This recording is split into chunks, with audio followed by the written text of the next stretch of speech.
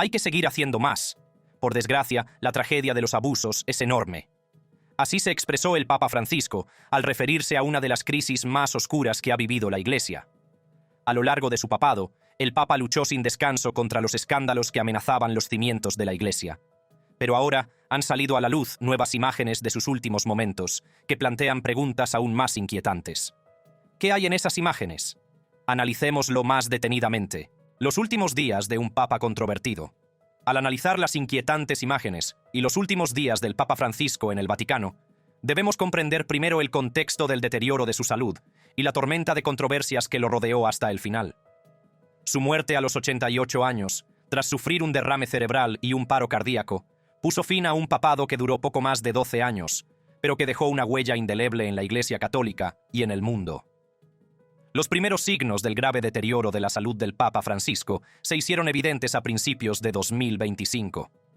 En febrero, fue ingresado en el Hospital Gemelli de Roma, con lo que inicialmente se describió como bronquitis. Su estado se deterioró rápidamente y los médicos le diagnosticaron una infección respiratoria polimicrobiana y una doble neumonía. Para un hombre de su avanzada edad, se trataba de un cuadro alarmante que suscitó especulaciones sobre si se recuperaría o si la Iglesia estaba asistiendo a los últimos días de su papado. Queridos hermanos y hermanas, feliz Pascua. Aquí está el maestro de ceremonias para leer el mensaje. Estas imágenes de la entrega del mensaje de Pascua son especialmente reveladoras. Obsérvese cómo el Papa Francisco, antes conocido por su presencia vibrante y su comunicación directa con los fieles, se había debilitado tanto que necesitaba ayuda para pronunciar su discurso de Pascua. Esto supuso un cambio radical con respecto al hombre que, a lo largo de su papado, había insistido en hablar directamente al pueblo, a menudo desviándose de los discursos preparados para ofrecer sus pensamientos y reflexiones personales. Durante febrero y marzo de 2025, su estado fluctuó drásticamente, con momentos críticos que incluyeron una crisis respiratoria que requirió oxígeno y transfusiones de sangre. El Vaticano informó de ligeras mejoras en marzo, pero las apariciones del Papa se hicieron cada vez más escasas y breves. Su aparición en Pascua, en la que delegó la lectura de su mensaje, marcó uno de sus últimos momentos públicos. Durante este periodo, Internet se llenó de especulaciones sobre el verdadero estado de salud del Papa. Las redes sociales, en particular X, antes Twitter, se llenaron de numerosas afirmaciones falsas de que ya había fallecido, y algunas cuentas informaron de su muerte en 4 ocasiones, acompañando incluso estas noticias falsas con imágenes generadas por IA del Papa en estado grave. El Vaticano, en una medida sin precedentes, comenzó a publicar boletines médicos diarios detallados para contrarrestar estos rumores, lo que supuso un cambio significativo con respecto a su tradicional secretismo en torno a la salud del Papa. Uno de los rumores más controvertidos provino de un TikToker italiano que afirmó haberse infiltrado en el Hospital Gemelli para demostrar que el Papa no estaba allí, sugiriendo que el Vaticano ocultaba su muerte.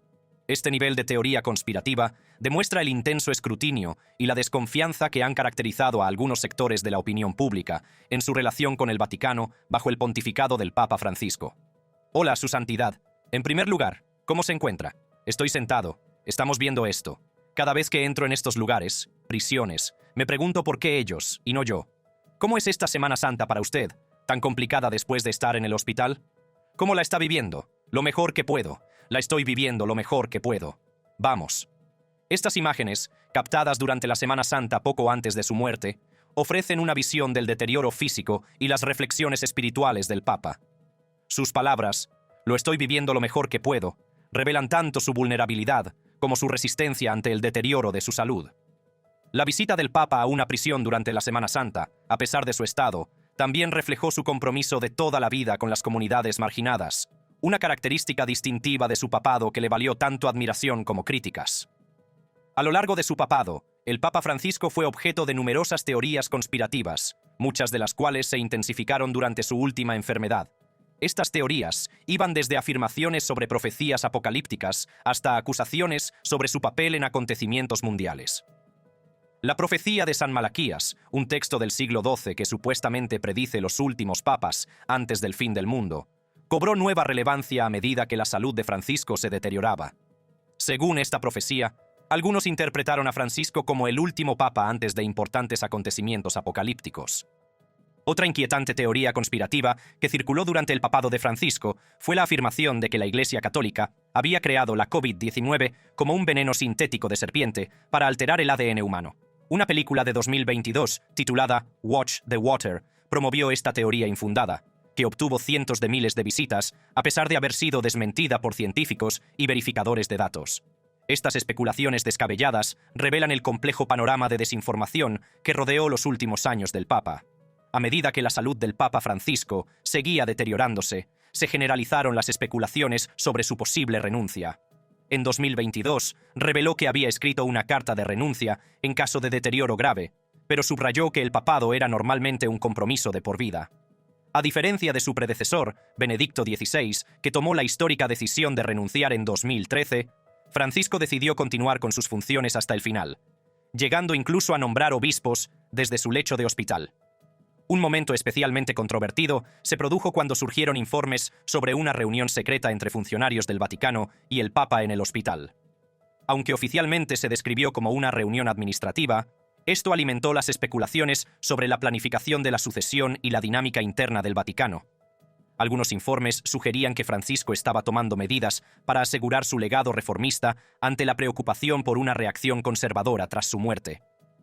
Durante sus últimos meses, el Papa Francisco siguió abogando por la paz en las regiones en conflicto, en particular en Gaza y Ucrania. Sus últimos mensajes públicos incluyeron apasionados llamamientos al alto el fuego, la liberación de los rehenes y la ayuda a las poblaciones que sufrían. Este compromiso con la paz y la justicia se mantuvo constante incluso cuando sus fuerzas físicas decaen.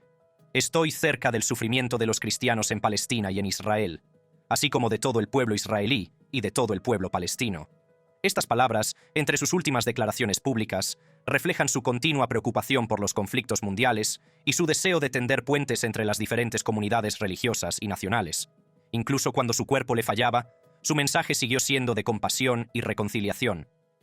El Papa Francisco pasó sus últimos días en oración y reflexión en la Casa Santa Marta, la modesta residencia del Vaticano donde había elegido vivir durante su papado, rechazando el grandioso palacio apostólico tradicionalmente utilizado por los papas. Esta elección simbolizaba su deseo de sencillez y su rechazo a la pompa y el lujo que a veces habían caracterizado al papado en el pasado. El 21 de abril de 2025, el Papa Francisco falleció a causa de un derrame cerebral, seguido de un coma y un colapso cardiocirculatorio irreversible. Su muerte marcó el fin de un papado que se había caracterizado por los intentos de reforma, las declaraciones controvertidas y un enfoque polarizador de la tradición y la doctrina católicas. El anuncio de su muerte provocó una oleada de dolor en todo el mundo, pero también desencadenó nuevas teorías conspirativas y especulaciones sobre el futuro de la Iglesia. Queridos hermanos y hermanas, con profundo dolor debo anunciar la muerte de nuestro Santo Padre Francisco. A las 7:35 de esta mañana, el obispo de Roma, Francisco, ha vuelto a la casa del Padre. Este solemne anuncio del Vaticano confirmó lo que muchos temían que fuera a suceder. El momento de su muerte, poco después de Pascua y tras una reunión con el vicepresidente de Estados Unidos, J.D. Vance, se convertiría más tarde en objeto de teorías conspirativas, con algunos alegando juego sucio o motivaciones políticas. Estas teorías, ampliamente difundidas en las redes sociales sin pruebas, demuestran las continuas controversias que rodearon a Francisco incluso después de su muerte. Escándalos y controversias que persiguieron a Francisco. Desde el momento en que el Papa Francisco pisó el balcón de la Basílica de San Pedro en 2013, heredó una iglesia en crisis, y a pesar de sus esfuerzos por reformarla, muchas de estas crisis persistieron hasta su muerte en 2025. Quizás el momento más revelador se produjo al principio de su papado, cuando el Papa Benedicto XVI le entregó una gran caja blanca que contenía documentos relacionados con casos de abuso, corrupción, negocios oscuros y malas prácticas. Esta entrega simbólica, detallada en la autobiografía de Francisco, Spera, Esperanza, tuvo lugar durante una reunión en Castel Gandolfo en 2013. Benedicto señaló que había tomado algunas medidas e instó a Francisco a seguir abordando estas cuestiones. Aunque el contenido específico sigue sin revelarse, la caja simbolizaba los enormes retos que Francisco había heredado y con los que tendría que lidiar a lo largo de su papado. Uno de los escándalos más importantes que se prolongó desde el papado de Benedicto hasta los primeros años de Francisco fue el escándalo Batileaks. En 2012 se filtraron documentos confidenciales que revelaban corrupción, luchas de poder y mala gestión financiera dentro del Vaticano. En 2013, cuando Francisco asumió el papado, nuevas filtraciones confirmaron la existencia de lo que se describió como una corriente de corrupción y un lobby gay dentro del Vaticano. El escándalo dio lugar a acciones legales, entre ellas el juicio en 2016 de los periodistas Gianluigi Nuzzi y Emiliano Fittipaldi, que fueron absueltos por motivos de libertad de expresión, y de Monseñor Lucio Balda, que fue condenado a 18 meses por filtrar documentos, pero posteriormente recibió el indulto. El caso Batilax puso de relieve problemas profundamente arraigados en la gobernanza del Vaticano y marcó la pauta de la agenda reformista de Francisco. En 2015 estalló una segunda ola de filtraciones, conocida como Batileaks II. Dos libros, Los mercaderes del Vaticano, de Gianluigi Nuzzi, y Avaricia, de Emiliano Fittipaldi, detallaban cuestiones como el mal uso de fondos benéficos y el gasto excesivo de los funcionarios del Vaticano. Estas revelaciones sugerían una cultura de opacidad financiera y resistencia a la visión de Francisco de una iglesia pobre para los pobres. Los documentos filtrados ponían de relieve varias prácticas preocupantes, como el elevado coste de las canonizaciones, hasta 500.000 euros por santo, el desvío de los fondos del óbolo de San Pedro, destinados a los pobres, para cubrir los gastos del Vaticano, y el hecho de que los cardenales vivieran en lujosos apartamentos financiados de forma indebida. Estos hallazgos sugerían una importante mala gestión financiera que seguiría acechando a Francisco a lo largo de su papado. Hay problemas en el mundo a causa de los escándalos. Jesús es realista y dice que es inevitable que haya escándalos. Pero hay problemas en el mundo a causa de los escándalos. Antes de comenzar la catequesis, en nombre de la Iglesia, quisiera pedir perdón por los escándalos que se han producido en los últimos tiempos, tanto en Roma como en el Vaticano. Pido perdón. Esta imagen de 2015 muestra al Papa Francisco pidiendo perdón públicamente por los escándalos del Vaticano. Su reconocimiento de estas controversias supuso un alejamiento del enfoque más aislacionista de los papas anteriores, pero los críticos cuestionaron si las disculpas sin reformas sustantivas eran suficientes. Quizás el escándalo más dañino y persistente durante el papado de Francisco fue la crisis de abusos sexuales a menores en la Iglesia Católica. Tras la investigación del Boston Globe de 2002, que sacó a la luz abusos generalizados, siguieron apareciendo revelaciones en todo el mundo, lo que ejerció una presión considerable sobre Francisco para que actuara con decisión. Su respuesta fue a menudo criticada por lenta e insuficiente, lo que contribuyó a la sombra que se cerniría sobre sus últimos días.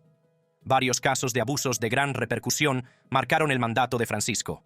En 2018, un informe del Gran Jurado de Pensilvania detalló los posibles abusos de miles de niños por parte de sacerdotes, con pruebas de encubrimiento por parte de la Iglesia. El ex cardenal Theodore McCarrick dimitió en 2018 y fue expulsado del sacerdocio en 2019 por presuntos abusos sexuales.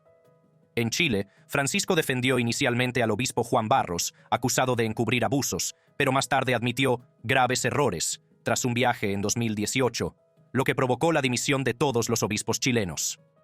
Dos aliados cercanos de Francisco se enfrentaron a sus propias controversias. El cardenal George Pell, figura clave en las reformas financieras de Francisco, fue condenado por abusos, cumplió un año de prisión y sus condenas fueron anuladas en 2020. El cardenal Philippe Barbarin fue declarado culpable de encubrir abusos en 2019, pero absuelto en apelación en 2020. Estos casos pusieron de relieve la complejidad de la crisis de abusos y plantearon dudas sobre el criterio de Francisco en los nombramientos.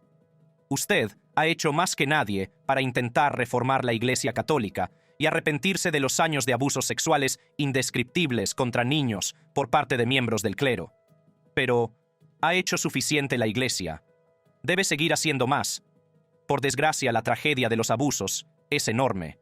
Y frente a ella, una conciencia recta, y no solo para no permitirla, sino para poner en marcha las condiciones para que no se produzca. En este fragmento, vemos al Papa Francisco reconociendo la enormidad de la crisis de abusos y la necesidad de seguir actuando. A pesar de su retórica de tolerancia cero, muchos grupos de supervivientes criticaron la falta de cambios sistémicos y de rendición de cuentas, argumentando que Francisco no había aplicado una política de tolerancia cero verdaderamente eficaz ni había exigido responsabilidades a los obispos de forma adecuada.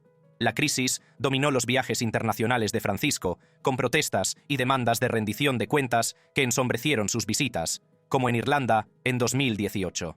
Francisco tomó algunas medidas en respuesta a la crisis, emitiendo una carta de 2000 palabras en la que expresaba su dolor y vergüenza, convocando una cumbre mundial sobre los abusos en 2019 y decretando que los sacerdotes y las monjas deben denunciar los abusos a las autoridades eclesiásticas. Sin embargo, estas medidas fueron consideradas a menudo insuficientes por los supervivientes y los defensores, que pidieron reformas más fundamentales y una mayor rendición de cuentas.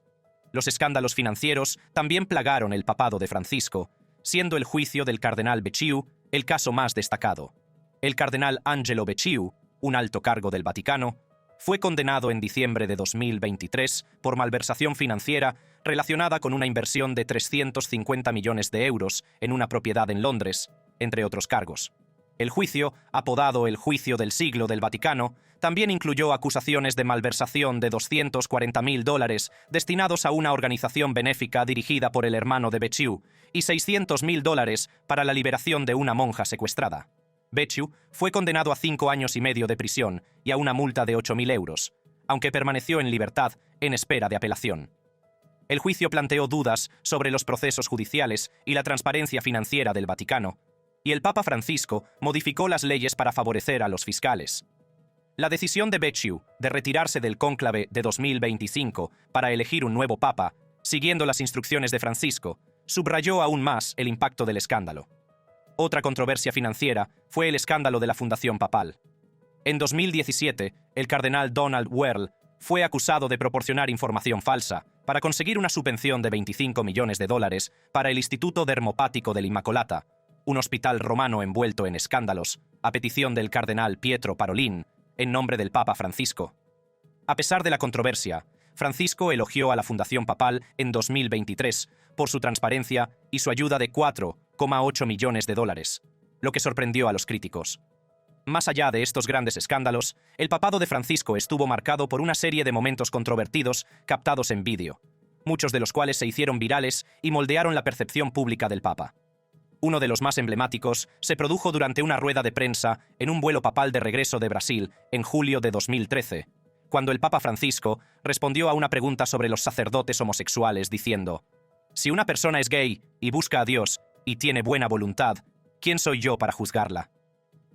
El año pasado decidiste permitir que los sacerdotes católicos bendijeran a las parejas del mismo sexo. Es un gran cambio. ¿Por qué? No. Lo que permití fue no bendecir la unión. Eso no se puede hacer porque no es un sacramento. No puedo. El Señor lo hizo así, pero bendecir a cada persona, sí. La bendición es para todos. Este comentario y su posterior aclaración se convirtieron en uno de los aspectos más controvertidos del papado de Francisco. Los grupos progresistas y los defensores de los derechos LGBTQ+ aclamaron el comentario como un cambio histórico, mientras que los católicos tradicionalistas expresaron su preocupación porque supusiera un ablandamiento de la postura de la Iglesia sobre la homosexualidad. El fragmento, a menudo editado para destacar solo la frase «¿Quién soy yo para juzgar?», creó una percepción de Francisco como un reformador liberal que inspiraría a sus seguidores y alimentaría la oposición a lo largo de su papado. Otro momento controvertido se produjo en marzo de 2019, durante una visita a la Basílica de Loreto, en Italia.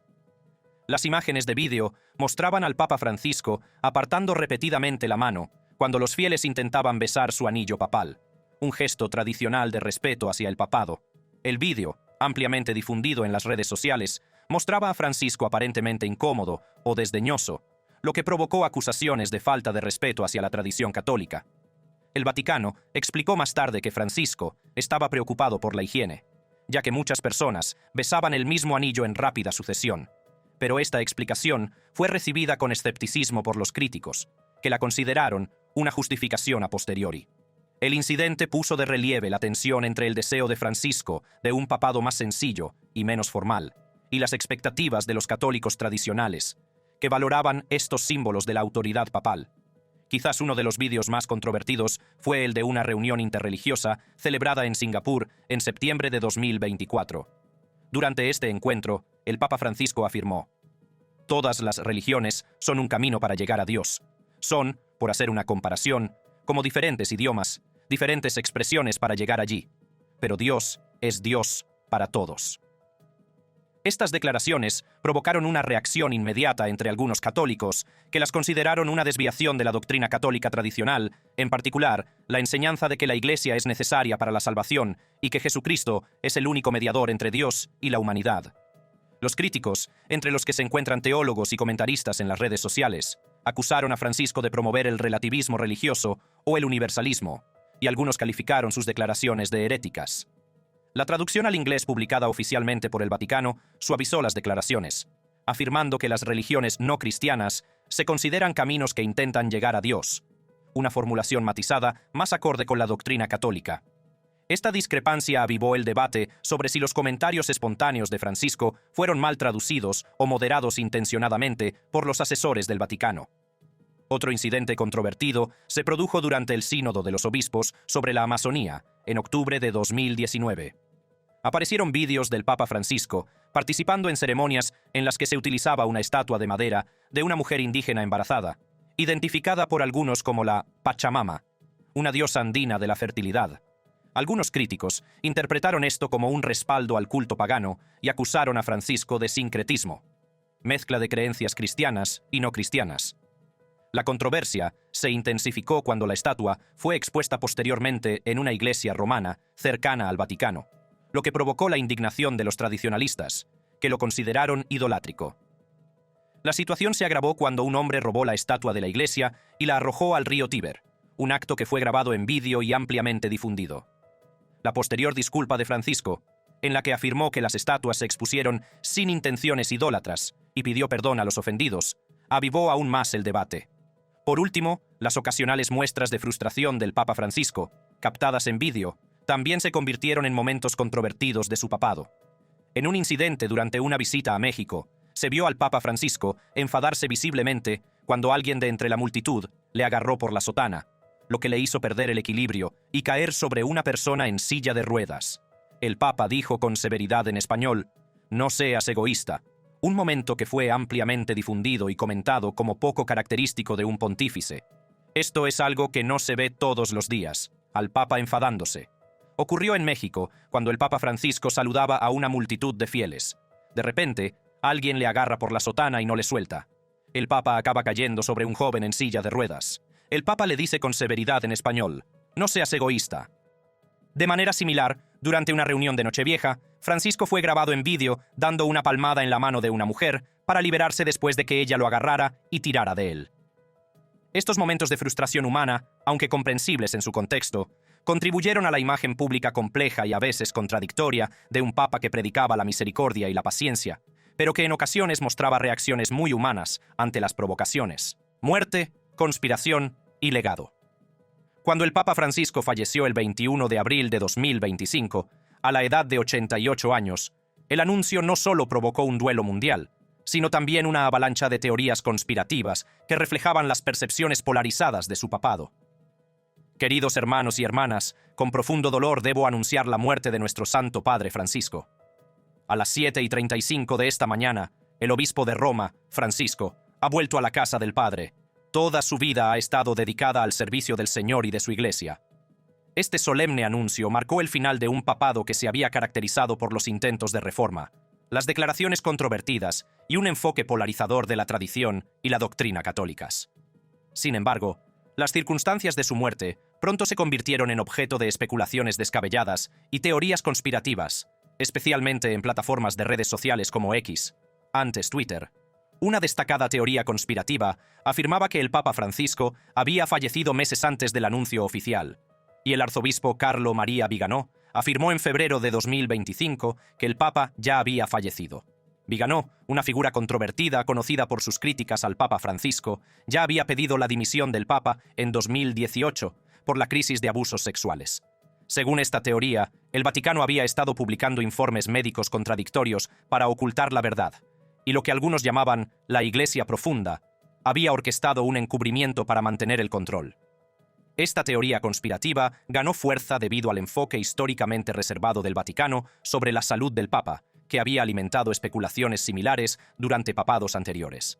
Sin embargo, no había pruebas creíbles que respaldaran la afirmación, y el historial de retórica antifrancisco de Viganò sugiere un fuerte sesgo que socava su fiabilidad como fuente.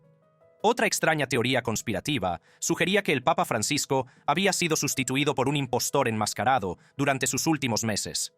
Algunos usuarios de las redes sociales señalaron los moretones visibles en el rostro del Papa Francisco en las fotos publicadas tras su muerte, interpretándolos como pruebas de una caída o un traumatismo que podría estar relacionado con un encubrimiento en el que participaba un impostor.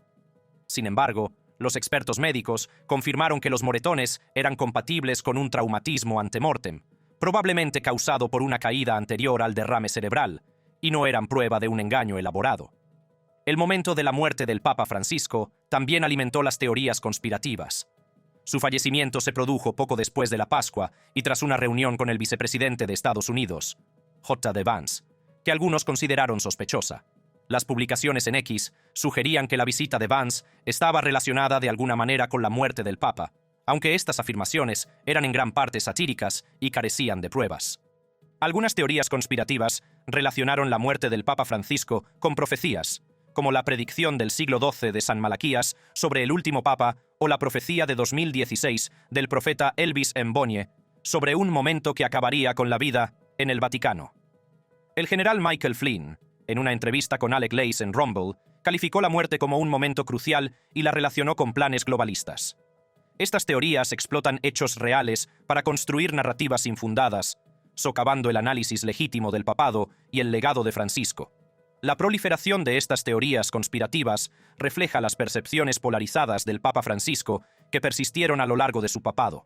Para algunos, era un reformador progresista que trabajaba para modernizar la Iglesia y hacerla más inclusiva.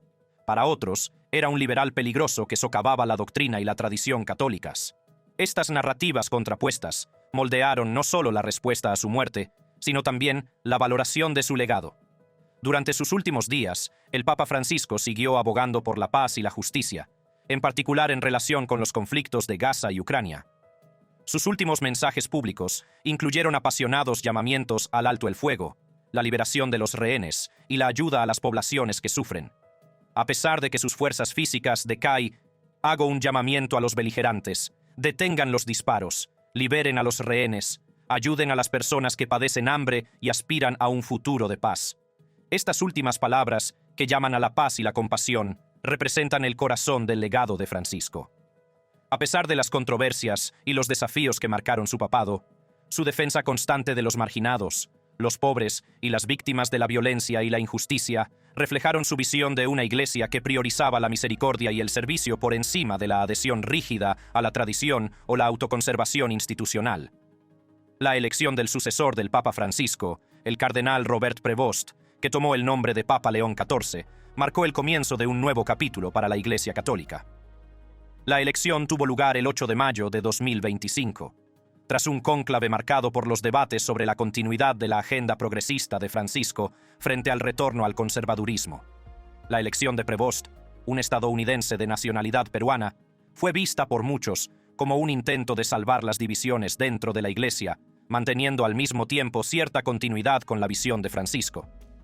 Soy hijo de San Agustín, que dijo: «Con vosotros soy cristiano y para vosotros soy obispo». En este sentido, todos podemos caminar juntos hacia la patria que Dios nos ha preparado. Un saludo especial a la Iglesia de Roma. El primer discurso de León XIV revela su énfasis en la unidad y el caminar juntos, reflejando los retos de seguir a un predecesor polarizador. Su elección del nombre León, que no se había utilizado desde León el XIII a principios del siglo XX, señalaba el deseo de un nuevo comienzo, al tiempo que se inspiraba en la rica tradición de la Iglesia. Queridos hermanos y hermanas, ¡feliz domingo! El trágico destino de la Segunda Guerra Mundial terminó hace 80 años, el 8 de mayo, tras causar 60 millones de víctimas. En el dramático escenario actual de una tercera guerra mundial en pedazos, como ha dicho varias veces el Papa Francisco, yo también me dirijo a los grandes del mundo, repitiendo el llamamiento siempre vigente: nunca más la guerra. Llevo en mi corazón los sufrimientos del querido pueblo ucraniano. En su primera oración dominical, León XIV hizo referencia explícita al Papa Francisco, mostrando respeto por su predecesor y continuando con su defensa de la paz. Esto sugiere un deseo de mantener cierta continuidad con el énfasis de Francisco en la justicia social, al tiempo que se traza un posible rumbo propio en materia doctrinal. Gracias por vernos. Si te ha gustado, sigue con la aventura haciendo clic en uno de los vídeos sugeridos que aparecen ahora en tu pantalla para disfrutar de más contenido increíble.